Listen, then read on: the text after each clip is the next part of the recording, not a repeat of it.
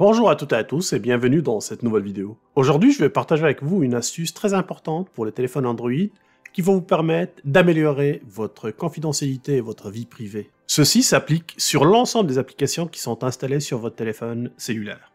On va commencer tout simplement par aller sur les paramètres, puis on va aller localiser l'option Applications. Ici, vous aurez accès à l'ensemble des applications. Je vais m'attarder sur deux applications qui sont très connues d'être des applications entre guillemets espions parce qu'ils vont avoir accès à beaucoup d'informations et quelquefois des informations qu'on n'autorise pas forcément. On va aller chercher l'application Facebook au niveau des réseaux sociaux. À partir d'ici, je vais tout simplement rentrer sur l'application, puis je vais aller localiser l'option Autorisation. Ici notamment, vous allez découvrir l'ensemble des autorisations qui sont octroyées à Facebook. Ici par exemple, vous constatez que Facebook a accès à mon agenda, appareil photo, appareil à proximité. Donc, il pourra localiser tous les appareils qui sont à proximité de mon téléphone. Il a accès à mon système de GPS au niveau de la localisation, puis on va voir un peu plus en détail ce point-là. Mon microphone et mon espace de stockage. Et vous constatez qu'ici, au niveau de l'espace de stockage, il a accès à ça au niveau des éléments multimédia. À chaque fois que je vais rentrer sur une des options qu'on voit ici, comme l'appareil photo par exemple, il y a des choix qui sont proposés. Le choix en haut, c'est le choix le plus permissif, puis le choix qui est en bas, c'est vraiment le choix le plus drastique qui va interdire l'utilisation de cet élément-là, comme le cas ici pour l'appareil photo. Je vous recommande tout le temps de choisir « Toujours demander ». Pourquoi toujours demander? Comme ça, la prochaine fois que l'application veut avoir accès à votre caméra, supposons que vous voulez prendre une photo pour la publier, vous allez avoir un message qui va vous demander d'autoriser l'application à utiliser votre appareil photo. Ceci, c'est pour l'appareil photo. Je vais reculer en arrière. On va regarder maintenant au niveau de la localisation. Là encore, vous constatez que Facebook a une autorisation permanente. Donc, il pourra avoir accès à ma position géographique d'une manière qui est permanente. Puis, on s'entend que c'est une information qui est importante, surtout au niveau de la publicité. Donc, il peut m'envoyer des messages publicitaires dans la région où j'habite, puis ils seront beaucoup plus personnalisés, ce qui arrange bien sûr Facebook, puis ça fait rentrer beaucoup plus d'argent.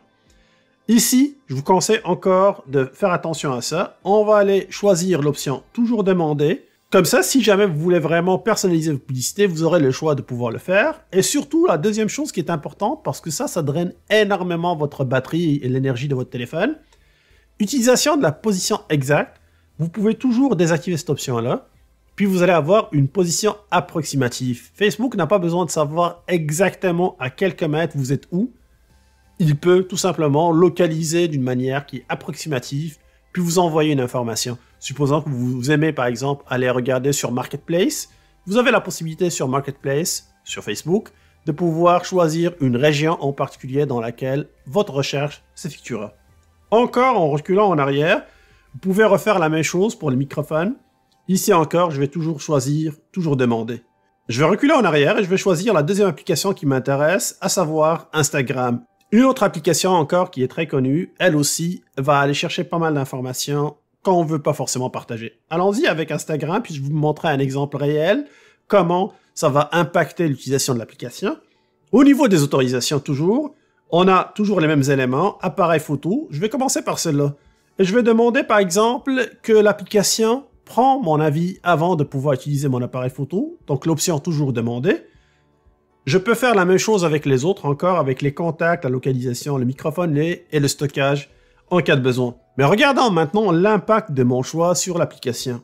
Donc je vais aller sur Instagram, puis je vais essayer tout simplement de partager sur Instagram un direct.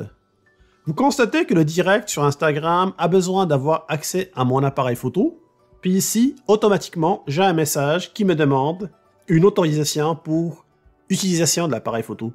Ici, je peux autoriser l'application à l'utiliser tout le temps.